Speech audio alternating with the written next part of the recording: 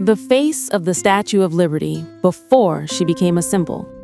Long before the Statue of Liberty stood over New York Harbor as a universal symbol of freedom, she existed in a far quieter, more uncertain state. She was not yet a monument, not yet an idea, not yet a promise. In the late 19th century, liberty existed in pieces, scattered across workshops, foundries, and shipyards in France. Copper sheets leaned against walls. Iron ribs lay exposed like bones. What would one day become one of the most recognized figures on Earth was, at this stage, fragile, unfinished, and deeply human. One photograph from this era captures a haunting moment in that process. It shows Liberty's face alone, detached from her body, removed from her pedestal, stripped of context, scale, and symbolism. And without those elements, her expression changes. She does not look triumphant. She does not look joyful. She looks thoughtful, almost burdened. A statue born in pieces. The Statue of Liberty was the creation of French sculptor Frédéric Auguste Bartholdi, conceived as a gift from France to the United States, a gesture meant to celebrate liberty, republicanism, and the shared ideals born from revolution. But Bartholdi did not envision liberty as a simple decoration. He imagined her as a figure that would endure, physically and symbolically, long after those who built her were gone. Construction began in France years before the statue would ever see American soil. Unlike stone monuments carved from a single block, Liberty was designed to be assembled from thousands of individual parts. Each copper panel was shaped separately, tested, refined, and adjusted before being fitted into place. The statue was built section by section, much like a ship or a cathedral. And fittingly, many of the techniques used to build her came directly from shipbuilding traditions. Engineering the impossible.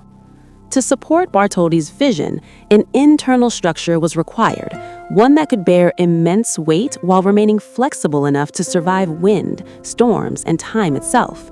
For this, Bartholdi turned to an engineer who was still relatively unknown at the time, Gustave Eiffel. Eiffel designed an iron framework that functioned like a skeleton beneath Liberty's copper skin. Instead of locking the statue into rigidity, the structure allowed it to sway slightly in the wind, a radical idea for a monument of that scale. Liberty was not meant to resist nature. She was meant to move with it. This internal design would later influence Eiffel's most famous work, the Eiffel Tower itself. The making of the face. Among all the pieces of the statue, the head was one of the most complex and symbolically important. It weighed several tons, yet it was made from thin sheets of copper, each hammered by hand using the repoussé technique, a painstaking process where metal is shaped from the reverse side to bring out detail on the front. From the outside, Liberty appears solid. From the inside, she is hollow. Workers climbed inside her face, standing where her eyes would one day look out over the harbor. They riveted copper panels together, reinforced weak points, and adjusted the internal supports, much like shipbuilders working within a hull. This process blurred the line between art and industry. Liberty was not sculpted alone by an artist's hands. She was built by laborers. An expression chosen carefully. Seen from the ground today, Liberty's face appears calm and distant, almost impersonal. But when viewed close up, the illusion fades. Her features are sharp. Her brow is heavy. Her lips are closed, not smiling, not welcoming, but resolute. This was a deliberate choice. Bartholdi did not want Liberty to represent happiness. He wanted her to represent endurance. Her expression reflects the gravity of freedom, the understanding that liberty is not effortless, nor permanent, nor gentle. It must be guarded, protected, and sometimes defended. In this isolated photograph, without the torch, the crown, or the towering body beneath her, Liberty feels unexpectedly vulnerable, almost uncertain. She looks less like a goddess and more like a witness. Before the myth took hold. At this stage in her construction, the Statue of Liberty had no fixed meaning. She was not yet tied to immigration, not yet tied to America's identity, not yet tied to the millions who would one day pass beneath her gaze. She was an object in progress, a bold experiment in art, engineering, and symbolism. The image of her detached head freezes liberty in that moment of uncertainty. Before postcards, before textbooks, before speeches and slogans, before she became an answer to the question of what freedom looks like. Liberty before America. Perhaps the most striking reminder of this unfinished stage comes from a little-known fact. In 1878, while her pedestal was still being constructed in New York, the Statue of Liberty's head was displayed publicly at the Paris World's Fair.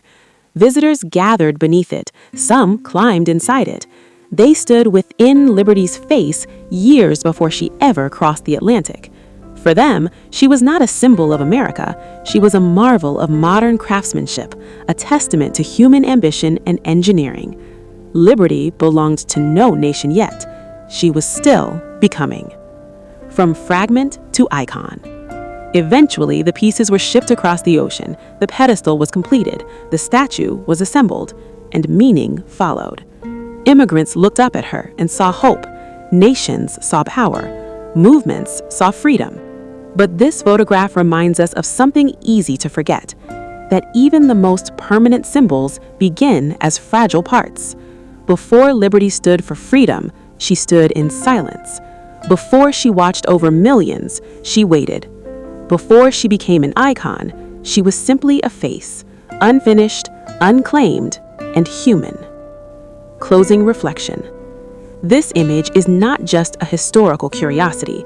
It is a reminder that symbols are made, not born, that meaning is assembled, not inherited, and that behind every monument lies a moment where nothing was certain yet. Before the Statue of Liberty became eternal, she had to become real, piece by piece.